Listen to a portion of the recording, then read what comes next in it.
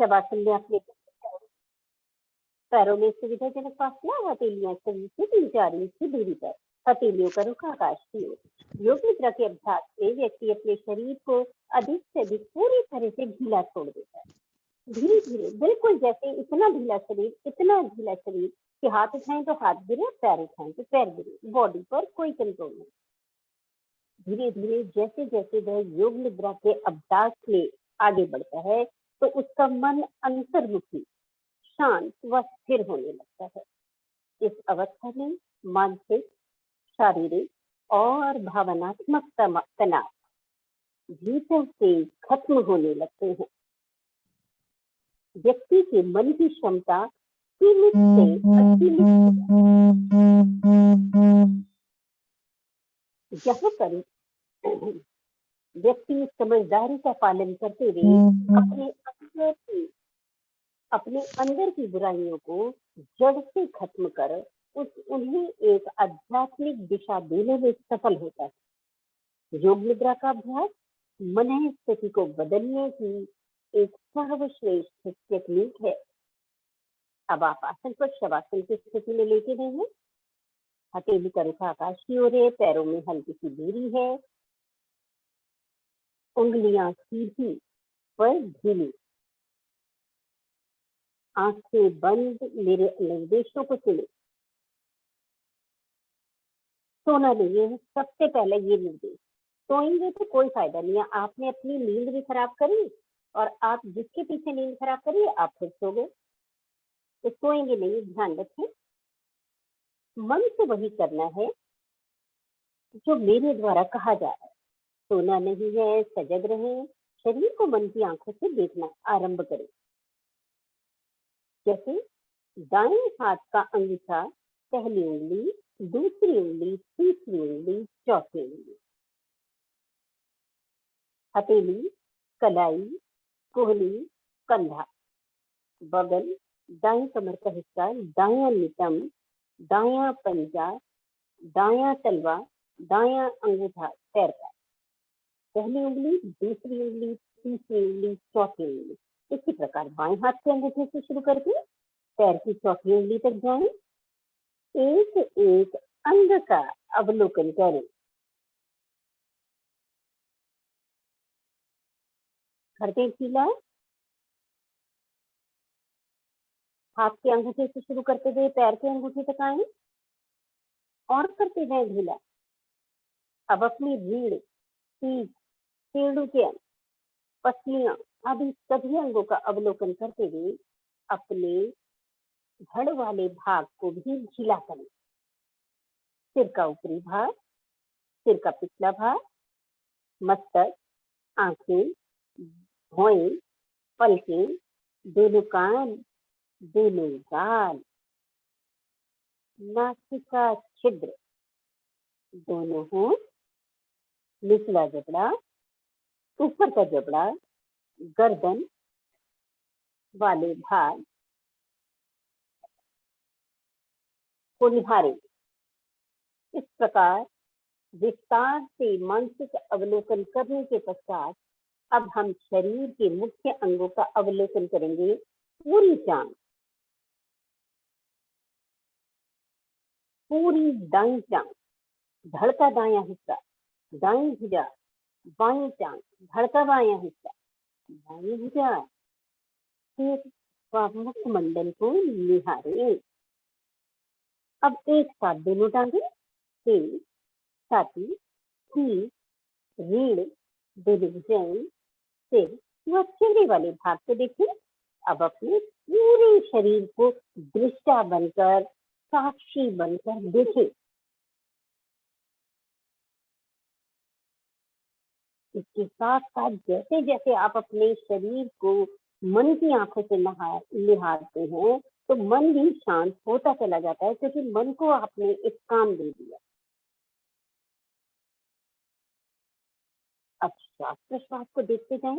इस क्रिया में अपना कोई भी हस्तक्षेप ना करें। आते जाते श्वास को मन की आंखों से इस प्रकार देखें जैसे सांसें किसी और की है। ऐसा करने से ना केवल विचार ठंडे लगते हैं, ध्यान चलता है, साक्षी भाव का उदय होता है। श्वास को अंदर बाहर जाते हुए साक्षी भाव से, प्रसन्नता के भाव से धीरे धीरे अनुभव करें कि सांस की गति धीमे से धीमी होती जा रही है। जैसे जैसे शांत हो रहे हैं, मानो रुकती गई है। अब शरीर ढीला, श्वास शांत, मन शांत, विचार शांत, सब शांत। आइए योग निद्रा की आज के विषय को, जो कि विषय है सत्य चित्त और आनंद, निर्गुण के तीन रूप लेकर हम आगे बढ़ते हैं। आज की योग निद्रा के विषय को लेकर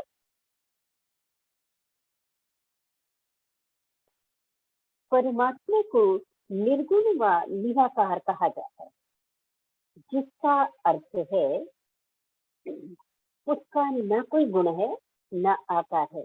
यही तो हम सुनते हैं ना अपना हमेशा, उसका परमात्मा का कोई आकार नहीं है, निर्गुण निराकार कहा जाता है। परमात्मा दृष्टिगोचर भी नहीं है, इसलिए वह अदृश्य है। वह सीमा से परे असीम है,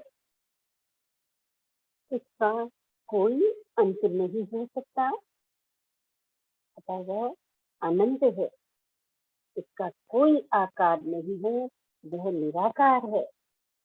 उसका वर्णन संभव नहीं है, अतः वह अवर्णनीय है।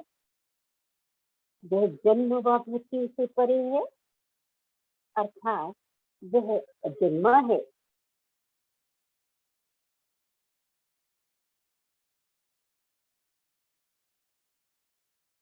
परमात्मा को शब्दों में परिभाषित नहीं किया जा सकता।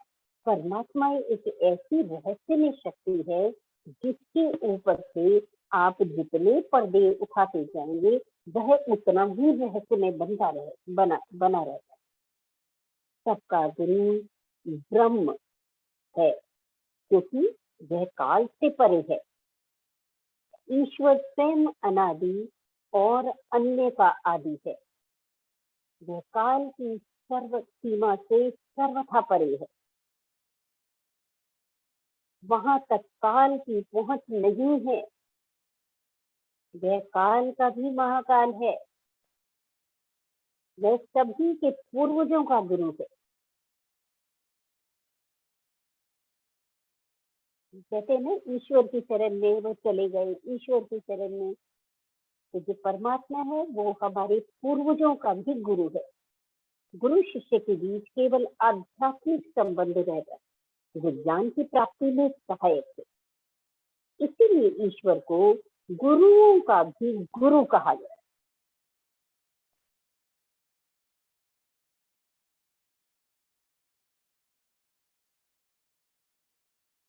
मानव मन मस्तिष्क का धनी है, इसलिए वह हर चीज को अपने अनुकूल ढालने का प्रयास करता रहता है। अतः अपने इसने गीतों में, भजनों में, शब्दों में शब्दातीत परमात्मा को बांधने का पूरा प्रयास किया है, ढालने का पूरा प्रयास किया है। इस प्रयास में ऐसे तीन सुंदर विषय सामने आए। इन तीनों विषयों पर चिंतन करने से साधक को उस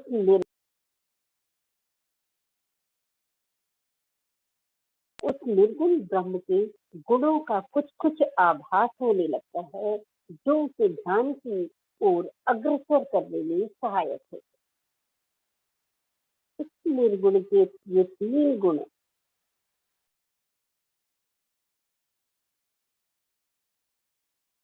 हम इन तीन गुणों को समझने का एक छोटा सा प्रयास करेंगे। तो आइए चलते हैं सत्य की ओर।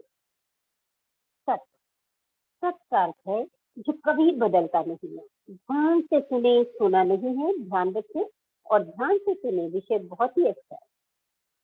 सत्य का अर्थ है जो कभी नहीं बदलता, जो परिवर्तनशील ना हो, अर्थात जो हमेशा हमेशा एक सा रहे, उसे सत्य। यदि हम इस स्थूल जगत में अपने चारों ओर नजर डालें तो हम पाएंगे कि हर समय हर वस्तु बदल रही है। यहाँ कुछ भी अपरिवर्तनशील नहीं है। विज्ञान ने भी सिद्ध किया है कि जो वस्तु बाहर से स्थिर दिखाई देती है, वास्तव में वह स्थिर नहीं है, क्योंकि एक पदार्थ के अणु को जब तोड़कर उस पर परीक्षण किया गया तो पाया गया कि एक अणु में तीन तत्व, इलेक्ट्रॉन, प्रोटॉन और न्यूट्रॉन, बड़ी तेजी की गति से घूम रहे थे। पर एक सुंदर व चिंतनीय बात यह है कि हर परिवर्तनशील वस्तु के मूल में अपरिवर्तनशील तत्व ब्रह्म व्याप्त है। अर्थात वस्तु के मूल में एक ऐसा तत्व है जिसमें कोई परिवर्तन नहीं हो रहा है। उसे हमारे ऋषियों ने सत्य का नाम दिया। उदाहरण के लिए हम किसी वस्तु का रूप बदल तो सकते हैं, लेकिन उसके मूल को, उसकी जड़ के अस्तित्व को खत्म नहीं किया जा सकता। जैसे एक पानी की बूंद भाप, बर्फ या बादल में बदल सकती है, या जिन तत्वों के मिलने से उसका निर्माण हुआ है, जैसे कि हाइड्रोजन और ऑक्सीजन में, उसे तोड़ा जा सकता है, लेकिन उसे नष्ट नहीं किया जा सकता। ये बात इस जगत की हर वस्तु पर लागू होती है। एक अन्य उदाहरण के अनुसार एक व्यक्ति की मृत्यु होने पर उसका शरीर जिन पांच तत्वों को लेकर बना था, यानी पृथ्वी, जल, अग्नि, वायु, आकाश, मृत्यु के बाद यह शरीर उन्हीं पांच तत्वों में लीन हो जाता है, जैसे मिट्टी, जल, अग्नि, वायु और आकाश, और फिर दोबारा किसी अन्य चीज, पतंग, पशु पक्षी, जानवर या पौधे का रूप ले लेता है, पर उसे नष्ट नहीं किया जा सकता।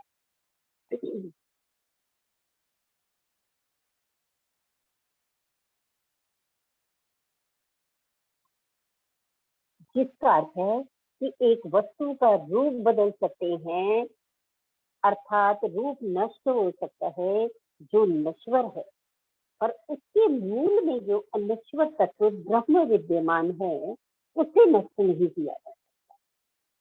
यही कारण है कि ध्यान में जाकर जिस साधक को अपने अंदर व अमृतत्व की अनुभूति होती है, वह हर जगह, प्रत्येक वस्तु, चेतन, अचेतन, जीवित, अजीवित में दिखाई पड़ने लगती है।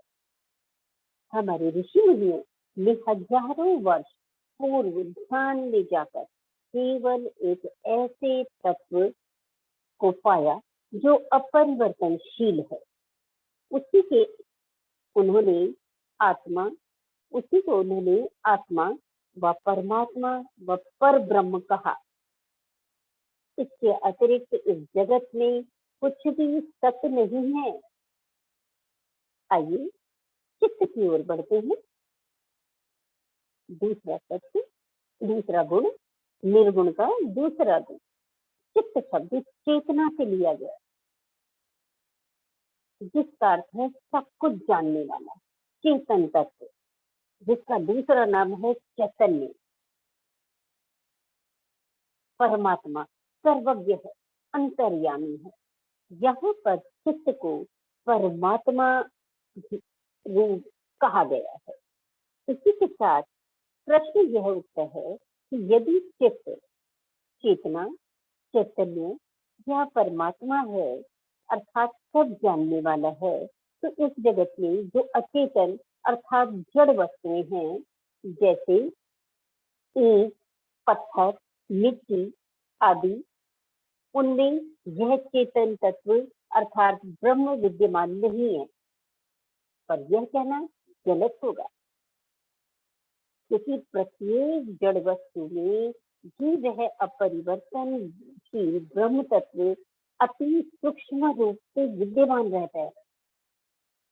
इस पूरे जगत में कोई वस्तु ऐसी नहीं है जिसमें ब्रह्म तत्व व्याप्त न हो। हम जिन वस्तुओं को जड़ तत्व या निर्जीव मानते हैं, उनमें ऊपरी तौर पर चेतन तत्व का आभास इसलिए नहीं होता क्योंकि बनावट ऐसी होती है कि चित्त तत्व का प्रगटीकरण स्थूल रूप में नहीं हो सकता।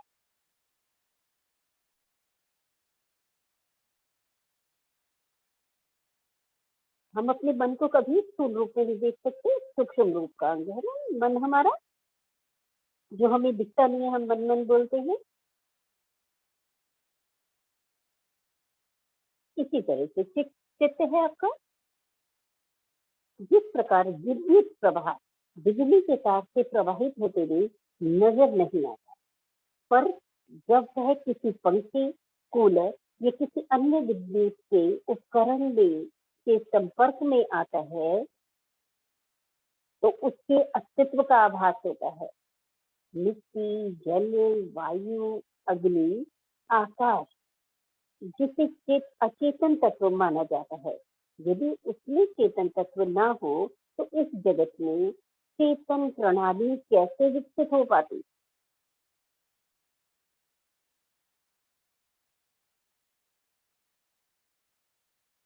यह हमें भली भांति समझ में आने लगता है कि प्रत्येक अचेतन पदार्थ में भी चेतन तत्व विद्यमान है।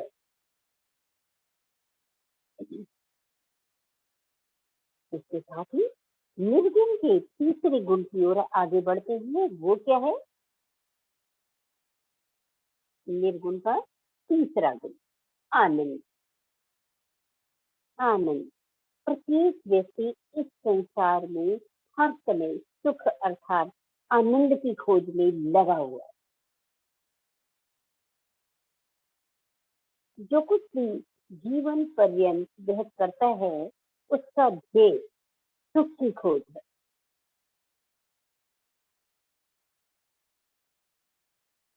एक या 2 वर्ष का बच्चा एक खिलौने में सुख को खोज रहा है। दूसरी ओर सुख के लिए एक गृहस्थी भौतिक सुख के साधनों को जोड़ने के लिए दिन रात लगा हुआ है।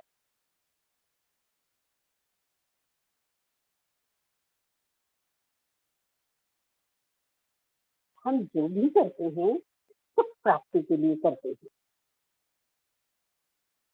लेकिन जाने अनजाने में हम जीवन में जिन्हें सुख मानकर उसे प्राप्त करने का प्रयास करते हैं, वही हमारे दुखों का कारण बन जाते हैं।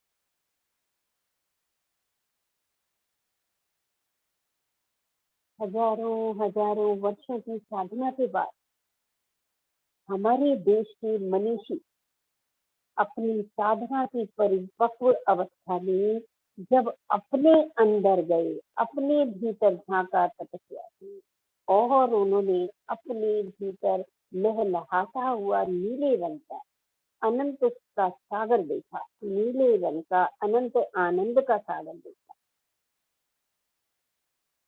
और जब उसमें उन्होंने डुबकी लगाई तो उनको यह एहसास हुआ कि संसारिक वस्तुओं की प्राप्ति से जो सुख मिलता है वह क्षणिक व नश्वर होता है, जो अंत में हमारे दुख में बदल जाता है।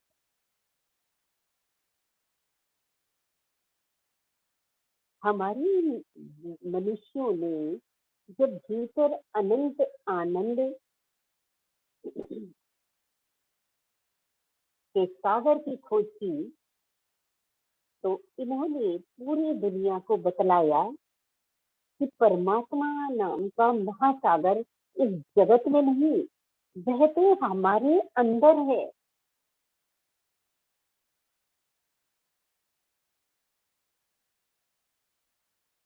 जरूरत है केवल अपने अंदर झांकने की, जान लगाने की, अनुभूति, आत्मा अनुभूति करने की। उसके लिए कोई गुरु नहीं हमारे लिए भेजेगा, कोई गुरु हमारे लिए इसके लिए कुछ नहीं करेगा। ये अपने अंदर झांकना हर एक का अपना कर सकता है। गुरु हमारा मार्गदर्शन कर सकता है। लेकिन अंदर की खोज हमें अपने अंदर स्वयं करनी है।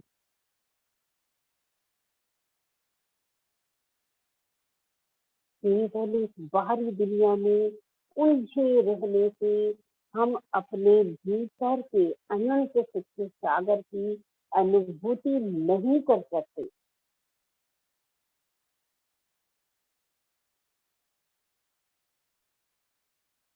अतः आइए आज और अभी हम ये निर्णय लें कि हम ध्यान के अभ्यास से अंदर की गहराइयों में डूबेंगे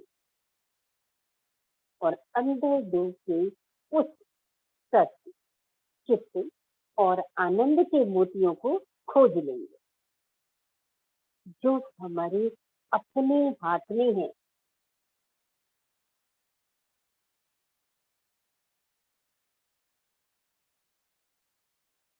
तो आज की योग मुद्रा में आपने निर्गुण के तीन रूप सत्य, चित्त, आनंद के बारे में जाना कि ये क्या है और इसकी हम कैसे अपने लिए सत्य, चित्त और आनंद की खोज कर सकते हैं अपने अंदर झांक कर। इन शब्दों के साथ मैं अपनी वाणी को विराम दूंगी।